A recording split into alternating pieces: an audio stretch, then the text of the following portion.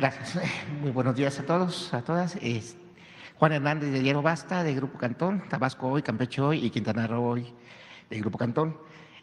Aunque ya usted ya se había referido y emitió su opinión sobre lo que es la Suprema Corte, sí me gustaría hacerle esta pregunta con este enfoque.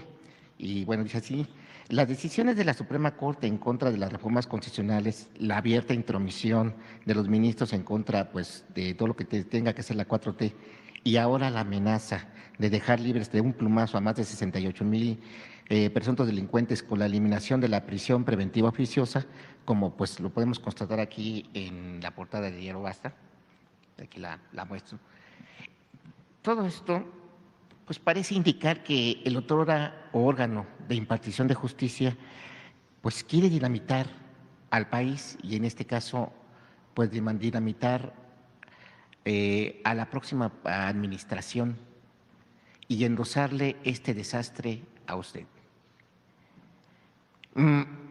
¿Cómo usted se está preparando o cómo el gobierno federal se está preparando ante, bueno, esperemos que no sea a un eventual escenario en donde se elimine la prisión oficiosa, se dejen a estos delincuentes libres? Pues todo parece indicar que ya la Suprema Corte, pues ya hay una abierta confrontación, hay una intención de precisamente, como se lo mencionaba, de dejarle un desastre por no querer perder sus privilegios. Sí, pero no pueden. Ya han cambiado mucho las cosas en México, precisamente porque hay mucha fuerza en la opinión pública.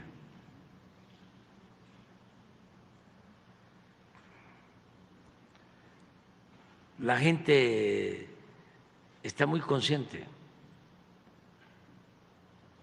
Además, vienen las elecciones y van a ser como un plebiscito, como un referéndum. Se le va a preguntar a la plebe, eso es plebiscito. Se va a consultar al pueblo.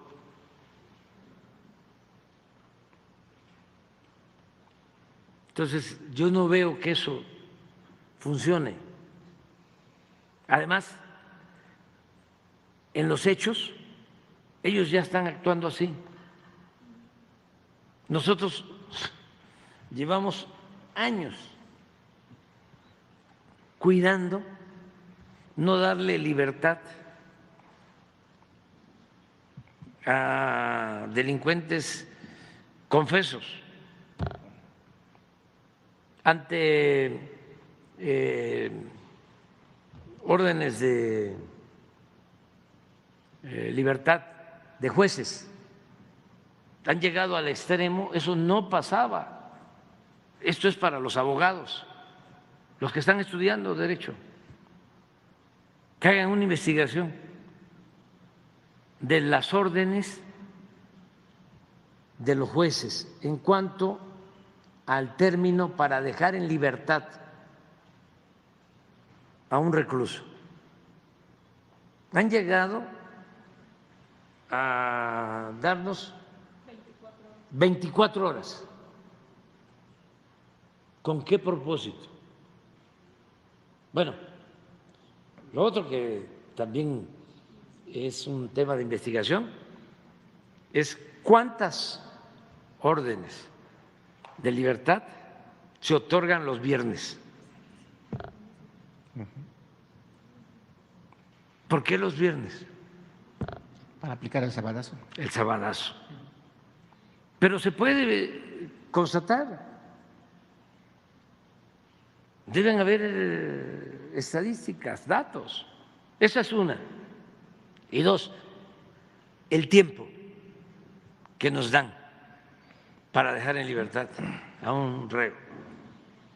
Hasta 24 horas. Y tenemos que estar velando para que se vea rápido si no hay otras órdenes de aprehensión. Y como son delincuentes, y por lo general delincuentes peligrosos, siempre hay otras órdenes de aprehensión. Entonces, los están liberando por un delito y no pueden salir porque en Guanajuato tienen una averiguación abierta por otro delito, o en Veracruz o en cualquier parte. Pero hay que estar preguntando, esa es una labor de Rosa Isela. ¿Qué pasó cuando dejaron libre a este señor famoso, Caro Quintero? Fue un viernes o un sábado. Un viernes.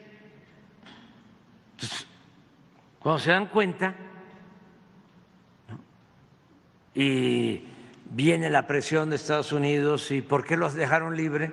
Pues ya el señor Caro Quintero pues ya se fue, ya es prófugo. Entonces, aun cuando quieren legalizar eso, ya nosotros hemos venido enfrentando esta situación de corrupción del Poder Judicial. Porque ni modo que solo se le eche la culpa al Poder Judicial. Liberan a un delincuente famoso ¿y quién es el responsable? El de Tepeyistán.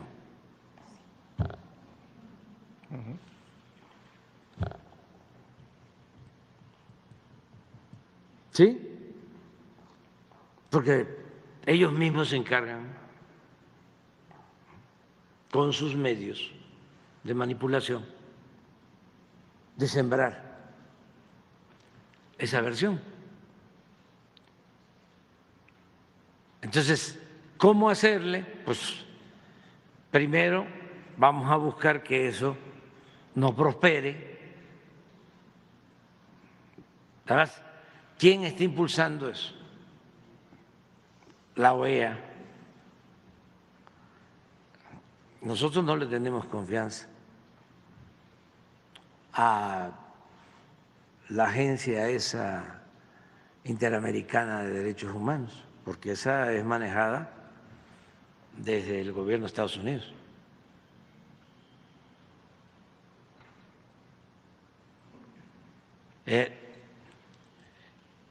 Entonces, pues fueron los que promovieron la libertad,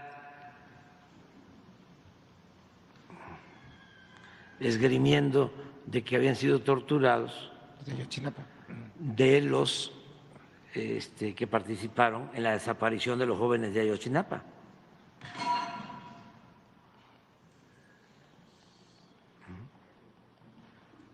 Eso sí calienta. Entonces, ellos son los que están promoviendo esto. Nada más que tienen que asumir su responsabilidad. Ahora, legalmente tú tienes más elementos, ¿no? ¿Qué se hace en estos casos? Porque además es violatorio de la Constitución, ¿no? Sí, como planteábamos la vez pasada, hay varios argumentos al respecto.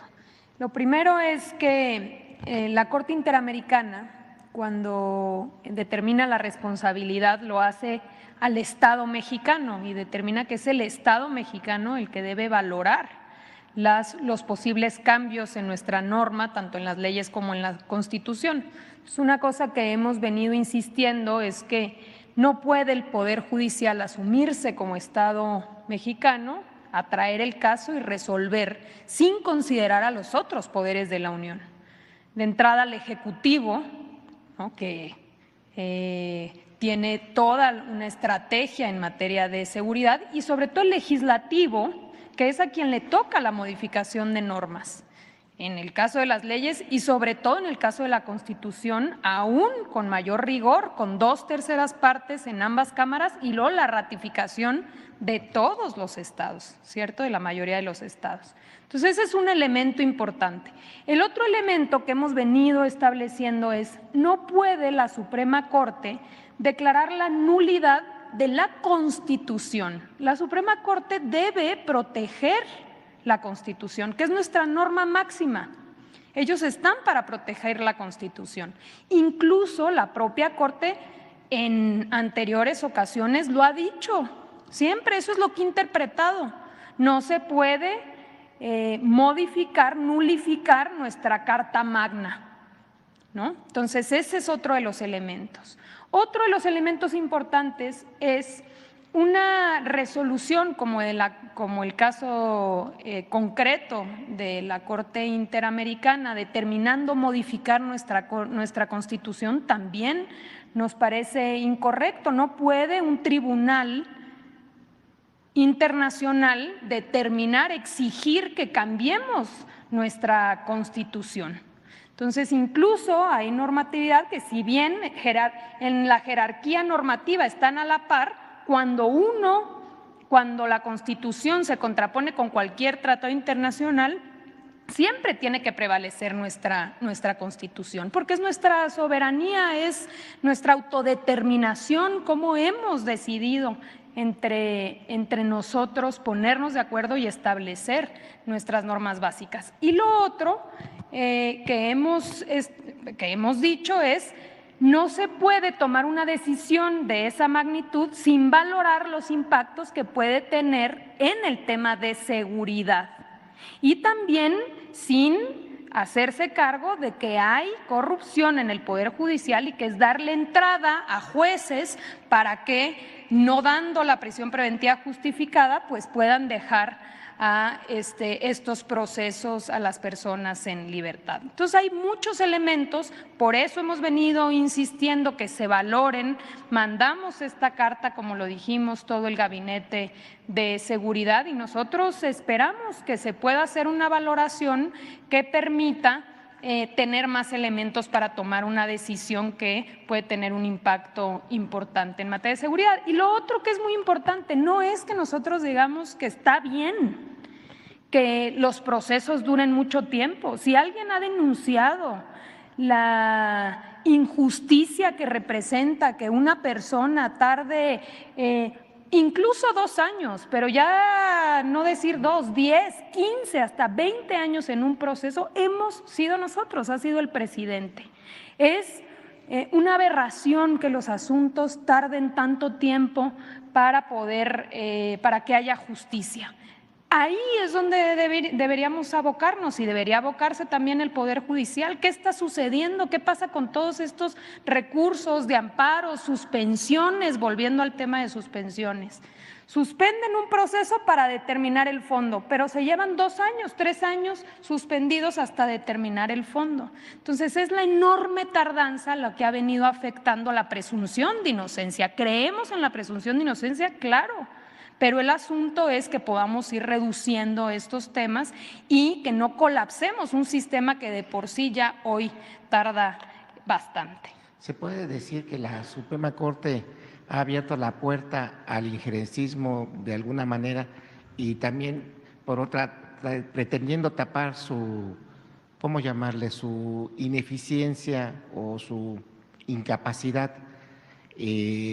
Por eso está generando todo pues digamos, galimatías. Pues lo que hemos planteado es que defiendan la Constitución, que a la Corte le toca defender la Constitución, y ese es el llamado, que se defienda nuestra Carta Magna, y que en todo caso, si debe darse una evaluación y debe haber una modificación de esa Constitución, pues le corresponde al Legislativo. Lo que no se vale, ¿no?, es, por un lado, siempre se habla de la autonomía de los poderes, ¿no?, y se ha inventado esta idea de que se quiere afectar su autonomía, cuando en realidad lo que está sucediendo es que se está afectando la autonomía del legislativo, las facultades expresas de los legisladores, diputados y senadores. Entonces, la propia ley establece que en el caso de prisión preventiva oficiosa se iba a hacer una evaluación conjunta para valorar si debía haber modificaciones. ¿Qué es lo que creemos nosotros? Eso, que debe haber un espacio de evaluación con toda la información que pudiesen tener todas las fiscalías de los estados, la Fiscalía General de la República, la Secretaría de Educación Pública, el Gabinete de Seguridad. Tiene que haber un espacio para poder evaluar los impactos y no tomar una determinación de un día a otro sin medir las consecuencias. Ese es el asunto. La opinión de los gobernadores. También, eso es importante señalar, no es un asunto exclusivamente del Gabinete de Seguridad, una preocupación del Gobierno de México. Los gobernadores se han pronunciado ya al respecto.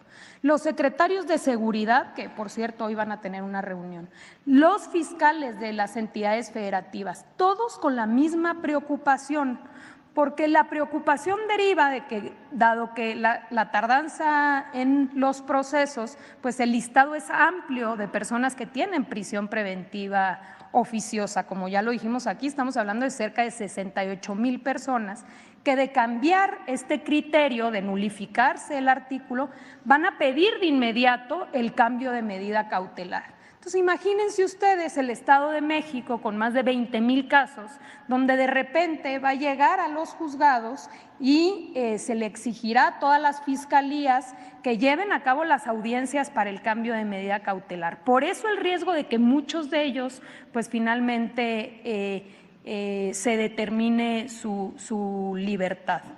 ¿Es todos los gobernadores o solo algunos? Todos, por ahora más de 23 gobernadores sacaron un desplegado, pero hay una preocupación de todas las fiscalías y prácticamente de todos los gobernadores en este sentido, porque saben y conocen pues que por supuesto puede ser problemático para la gobernabilidad y para la seguridad de sus entidades federativas. Entonces, el llamado es a la prudencia, es no tomar una determinación de esa magnitud sin considerar que todos tenemos responsabilidad para que no exista impunidad en este país. No es un asunto del Ejecutivo, no es nada más de las fiscalías, es también de los juzgadores, que tienen que contemplar que para hacer justicia hay que considerarlo todo en un contexto y tomar las mejores decisiones para que haya paz y seguridad para todas y todos.